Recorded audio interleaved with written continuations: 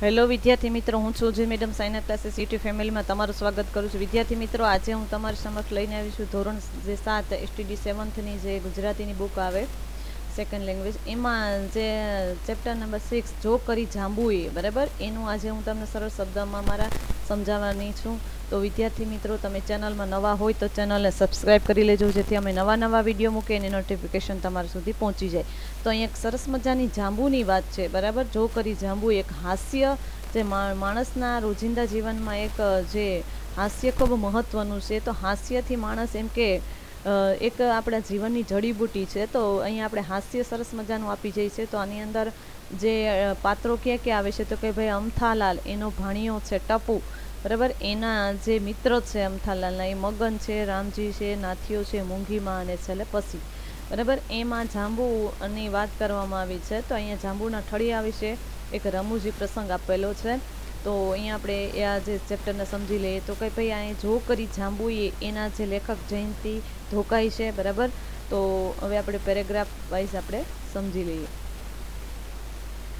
જાંબુલીઓ મીઠા મધ જેવા જાંબુ, સાવ સસ્તા જાંબુ. અમથાલાલ બજારમાંથી પસાર થતા હતા. જાંબુવાળી હલેક સાંભળી. અમથાલાલના મોંમાં પાણી આવી ગયું. જીભ આમ તેમ કરી ડોક્યું કરવા માંડી. અમથાલાલ થઈ કે લાવને થોડાક જાંબુ ખાઈએ. ભાવ પૂછ્યો. જાંબુવાળી કહે સાવ સસ્તા છે, રૂપિયે કિલો. અમથાલાલની રાડ પડી ગઈ. રૂપિયે કિલો બહુ મોંઘા થાય, ક્યાંક ભાવ ઉતાર, 2 સામટા 2-4 કિલો લઈ લઉં વિચારું, બરાબર. કાંઈ એક જાંબુવાળા બેન છે, એ જાંબુ વેચવા આવે છે, મીઠા અને મધુર એકદમ સરસ મજાના જાંબુ લઈને આવે છે. અને અમથાલાલ બજારમાંથી નીકળે છે અને જાંબુવાળાની અહલેક એટલે કે અવાજ, જે કંઈ પણ શાકભાજી કે વેચવા આવતા હોય તો એ રાડથી જોરથી બોલે છે, બરાબર, કે ભાઈ આ જાંબુલીઓ એવી રીતે. તો અહીંયા અમથાલાલને મોંમાં પાણી આવી ગયું. રૂઢિપ્રયોગ છે વિદ્યાર્થી મિત્રો, મોંમાં પાણી આવી જવું એટલે ખાવાની ઈચ્છા થવી. તો એ બહાર ડોકું કાઢે છે. તો એમ કે અમથાલાલ થાય ચાલે થોડાક જાંબુ લઈ લો, બરાબર. તો જાંબુવાળી બેનને પૂછે તો જાંબુવાળી કહે કે ભાઈ 1 રૂપિયે કિલો છે, બરાબર. ત્યારે અમથાલાલને ખૂબ ગુસ્સો આવે છે, એ રાડ પાડે છે, 1 રૂપિયે કિલો બહુ મોંઘા થઈ ગયા, થોડાક ભાવ ઉતારો, તમે થોડાક 2-4 કિલો લઈ લો, બરાબર.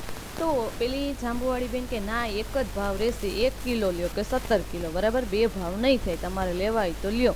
ઠીક, હમણાં તો 200 ગ્રામ દે ને. અમથાલાલનો ઓર્ડર છૂટ્યો. અમથાલાલ કહે કે મારે થોડાક અત્યારે 200 ગ્રામ જોઈએ છે, બરાબર. પોતે ઓર્ડર આપી દીધો જાંબુનો.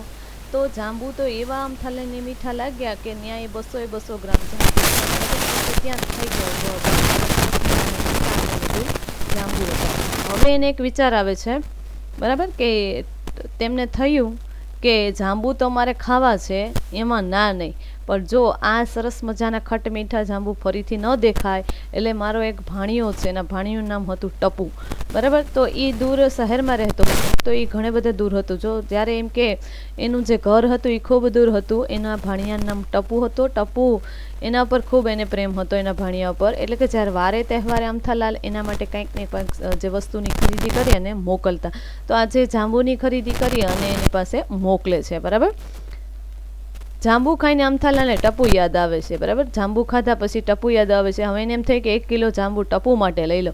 ટપુડો કેવો રાજીના રેડ થઈ જશે, બરાબર. રાજીના રેડ થવું રૂઢિપ્રયોગ છે, એટલે ખૂબ ખુશ થવું, કે ખૂબ ખુશ થઈ જશે અને ખૂબ આનંદથી ખાશે. પણ અમથાલાલ કેવા હતા કે 1 નંબરના આળસુ, એને ખૂબ આળસ આવતી, બરાબર.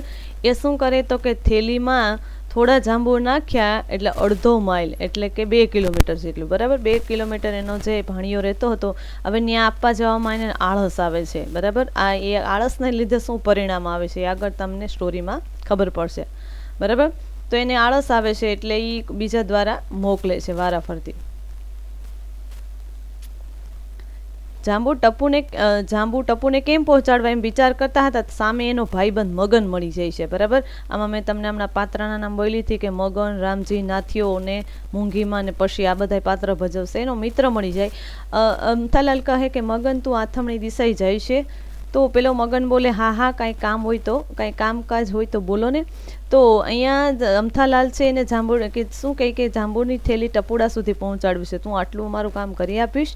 હા, હોવે લાવો ને, હું હમણાં જ પહોંચાડી આપીશ, બરાબર. મગન એનો મિત્ર મળી જાય. મગન ના નથી પાડતો અને કહે કે હું હમણાં જ પહોંચાડી આવું. હવે જાંબુનું નામ સાંભળી અને મગનની લૂલી લબક થવા લાગવી, બરાબર. લૂલી લબક થવા માંડી. લૂલી એટલે કે જીભ, એ ખાવા માટે આઘી પાછી થવા માંડી અને અમથાલાલે થેલી આપી દીધી. હવે મગન શું કરે છે, બરાબર. તો મગન થોડે દૂર જાય છે. તો મગન થોડે દૂર જાય તો એ થેલી લઈ અને ચાલવા માંડે છે. તો એમ થોડેક દૂર જોયું તો અમથાલાલ કંઈ દેખાતા નથી. તો હવે એને શું ખાવાની ઈચ્છા થાય? તો કે ભાઈ એને જાંબુ ખાવાની ઈચ્છા થાય. તો એ મગન થેલીમાંથી 2 જાંબુ કાઢી લે. બરાબર. હવે એવા સરસ મજાના જાંબુ હતા મીઠા કે બીજા 2 ક્યારે થેલીમાંથી નીકળી અને મોંમાં ઓગળી ગયા. બરાબર. કે એમ ખૂબ મજા આવી એને જાંબુ ખાવાની. એટલે એને કાંઈ પણ ભાન ન રહ્યું અને મગનને કંઈક ભારે થયું કે જો અમથાલાલ જોઈ જશે, બરાબર, 1 કિલો જાંબુ લીધા છે અને એમાં વજનમાં ઓછા થશે તો ખરાબ લાગશે એમ કે. તો હવે એ વજન સરખું કરવા માટે શું કરે? તો કે જેટલા જે જાંબુડા ખાધા 4 ઠળિયા એ થેલીમાં નાખી દે છે. બરાબર. 1 કિલો જેટલા જાંબુમાં 4 ઠળિયા શું દેખાવાના? એ આગળ વિચાર કરીને ચાલવા મળે છે. તો એનો એક જે મગનનો એક ખાસ મિત્ર રામજી મળી જાય છે. હવે રામજીને આ જે મીઠી મીઠી વાતો કરે છે મગન કે ઓહો રામજી, તું તો ઘણા દિવસે મળ્યો દોસ્ત, હવે તું અહીંયા જ છે, તું તો હમણાં દેખાતો નથી. આપણે વચ્ચે વાત ચાલી. મગને રામજીને કહ્યું કાંઈ કામકાજ છે? રામજી મગનને કહે છે કે કાંઈ કામ હોય તો કે આ એક નાનકડી થેલીમાં જાંબુ છે, અમથાલાલે ભણિયાના ટપુને તું આપી આવીશ. બરાબર. હવે મગન રામજીને થેલી પકડાવે છે કારણ કે એને ખબર છે કે મારું નામ આવશે, કારણ કે 4 જાંબુ જે ખાય અને ઠળિયા એમાં પોતે નાખી દીધા છે. બરાબર.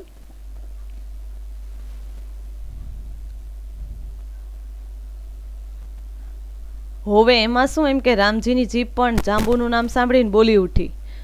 બરાબર. મગને રામજીને થેલી પધરાવી દીધી અને વળી ક્યાં સુધી આટો ખાવો તેને થયું. હવે એને થયું કે આમાં મારું નામ આવશે એટલે રામજીને થેલી આપી દે. રામજી ચાલવા માંડે છે. હાથમાં થેલીમાં જોઈ તો સરસ મજાના મીઠા અને મધ જેવા જાંબુડા મઘમઘે, એટલે કે એની સુગંધ આવતી સરસ મજાની.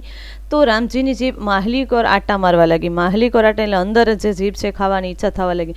એને પણ એમ થયું કે લાવને 2-4 ચાખી લઉં. બરાબર. આટલા 1 કિલો જાંબુમાં શું 2-4 ઓછા થશે તો શું થઈ જવાનું?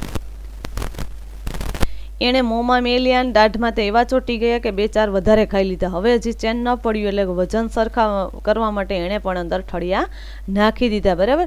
હવે આગળ જાય તો એને એક મિત્ર મળે છે નાથિયો.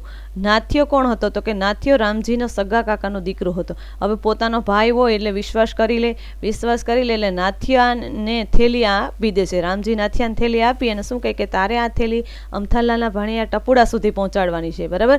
આની અંદર માલિકો આની અંદર 1 કિલો જાંબુ છે અને કહેવાનું કે તારા મામાએ આ જાંબુ મોકલેલા છે. બરાબર. હવે આગળ નાથિયો ચાલવા માંડે. પછી શું થાય? નાથિયો ચાલવા માંડે. રસ્તામાં બિચારા નાથિયાનું નાક ઊંચું નીચું થવા લાગ્યું. બરાબર. નાક ઊંચું નીચું થવા લાગવું એટલે કે ખાવાની ઈચ્છા થવા માંડી. હવે થેલીમાં સરસ મજાના મીઠા અને મધ જેવા જાંબુડાની મગમગતી એકદમ સુવાસ આવતી હતી કે નાકમાં એવી ખુશી ગઈ કે પટ કરતા 2 જાંબુ કાઢી લીધા અને ભારે મજા આવી. થેલીમાં જાંબુડા થોડાક હતા એટલે થોડાક ઠળિયા હતા એટલે આ બધો ચાલાક નાથિયો બધું સમજી ગયો એટલે એને ઠળિયા થેલીમાં નાખી દીધા અને 2-5 જે આમ તેમ શોધી અને નાખ્યા એટલે થેલીમાં કોઈ પણ વજન ફેર પડે તો ટપુડો કોઈને કાંઈ કહે. બરાબર. એ પહેલાં હજુ સામે ગલી વટાવે છે તો એક ડોસીમાં મળે છે મૂંઘીમાં. બરાબર. તો મૂંઘીમાં ટપુડાને ઘર જતા હતા તો નાથિયાને વિચાર આવ્યો કે આ ટપુડાને રૂબરૂ થેલી આપી તો ઠળિયાની વાત નીકળી તો આલાબાલા એટલે કે અસ્પષ્ટ ન સમજાયું. તો આ બધી કટાકૂટ એટલે માથાકૂટ, આ બધી માથાકૂટમાં પડવું, નામ મારું આવશે એટલા માટે હું આ મૂંઘીમાને થેલી પધરાવી દઉં. મૂંઘીમાને સમજાવી થેલી આપી દીધી. મૂંઘીમાં ટપુડાના ઘર તરફ જાય છે. હવે ટપુડાનું ઘર બહુ દૂર ન હતું, 10 ઘર વટાવે ત્યાં સામે જ હતું. હવે આ જે નાથિયો છે પણ એ મૂંઘીમાને થેલી પકડાવી દે છે. બરાબર. મૂંઘીમાં ધીમે ધીમે ચાલવા માંડે છે. હાથમાં થેલી લીધી, હાથ ફેરી તો નાકે અડાડતા જાય. એ મૂંઘીમાને પણ જે જાંબુડા ખાવાની ઈચ્છા થાય એટલે કે નાકે હાથ અડાડતા જાય. મીઠા અને મધ જેવા કાંઈ અછતા રહે એટલે કે જે સરસ મજાના જાંબુ છે એ કાંઈ ખબર પડ્યા ન રહે કે આમાં જાંબુ નથી. એને એક સરસ મજાનું એક મોટું પોચું જાંબુ કાઢે છે. બરાબર. હવે મૂંઘીમાં થાય ડોસીમાં થાય એટલે બોખા મોંમાં એટલે કે દાંત વગરના મોંમાં એવું જાંબુ ઓગળી ગયું કે વાત ન પૂછો. અને વધારે ને વધારે ખાવા માટે થેલીમાં હાથ નાખ્યો તો જાંબુને બદલે ઠળિયા આવ્યા. બરાબર. હતારીની એટલે કે એક જે પ્રેમથી શબ્દ બોલે છે કે એના જાંબુને બદલે ઠળિયા હાથમાં આવે છે. હવે ડોસીમાને થયું કે મને છેતરવા માટે થેલી આપી, બચારા ટપુડાને છેતરવો છે કે મને છેતરવા માટે થેલી આપીને હજી ટપુડાને છેતરવા માગે છે. એટલે હું થેલી આપવા જાઉં તો જાંબુ ખાઈ ગઈને શંકા મારા ઉપર આવે. નખો દિયો નાથિયો ડોસીમાં બોલી ઉઠી છે. બરાબર. એને ખબર પડી ગઈ કે આ બધું મારા ઉપર નામ આવશે, એટલે કે આ જે નાથિયાને ગાળો આપ્યો છે, હવે આગળ શું થાય છે, મૂંગીમાં કોને થેલી પકડાવી છે, બરાબર. તો એક પાડોશની નાનકડી છોકરી પસી એને થેલી આપી અને શું કહે કે જા તારે ટપુડાને દઈ આવવાની છે, બરાબર. તારે કહેવાનું કે તારા મામાએ થેલી મોકલી છે. પછી હાથમાં થેલી લઈ અને મામાએ શું મોકલાવ્યું હશે, જોઉં ને, લાવને જોઈ તો લઉં. એ વિચારી પછી ખોલી અને અંદર જોયું તો એક જ જાંબુ હતું. લાસ્ટમાં છેલ્લે એક જ જાંબુ વધેલું હતું, બાકીના બધા ઠળિયા હતા, બરાબર. હવે જાંબુ પણ મારા જેવું લાગેલું, એટલે એક જાંબુ લાવને હું એક જાંબુ ચાખી લઉં. અને છેલ્લે જાંબુ પશીના પેટમાં પહોંચી ગયું અને પશીએ પહોંચાડી થેલી અમથાલાલના ભાણિયા ટપુડાને. ત્યારે જાંબુ ખાવા અંદર ટપુડાએ હાથ નાખ્યો હશે ત્યારે બિચારાની સી દશા થઈ હશે, બરાબર. તમે વિચારી શકો છો કે એના જ્યારે ટપુ સુધી આ થેલી પહોંચે છે ત્યાં માત્ર ને માત્ર એમાં ઠળિયા જ નીકળે છે, બીજું કંઈ નીકળતું નથી, બરાબર. તો અહીંયા તમને સરસ મજાની એક સ્ટોરી છે કે જો જાંબુએ શું કરી, બરાબર. જાંબુ એક લાસ્ટમાં એના છેલ્લે સુધી પછી એક પણ જાંબુ હાથમાં ટપુને નથી આવતું અને માત્ર ને માત્ર ઠળિયા નીકળે છે. અહીંયા સરસ મજાના પાત્ર ભજવી જાય છે કે ભાઈ રામજી, મગન, નાથિયું, મૂંગીમાં અને પશી, બરાબર. એ જે આનું પરિણામ શું આવે છે, આમાં શું શીખ મળે કે એક કોઈ માણસ છે, બરાબર. અહીંયા અમથાલાલ છે તો એ પોતાની જો આળસથી એ પોતે આળસ ન કરી હોત તો એના જે ભાણેજ છે, બરાબર, ટપુ, એના સુધી આ થેલી આ જાંબુ પહોંચી ગયા, પણ પોતાની આળસને લીધે અહીંયા જાંબુ એને પહોંચી ન શક્યા, બરાબર. એટલે શીખવા મળે છે કે ક્યારેય માણસે એમ કે આળસ ન કરવું જોઈએ અને હંમેશા કોઈ ઉપર એટલો ભરોસો રાખવો ન જોઈએ, બરાબર.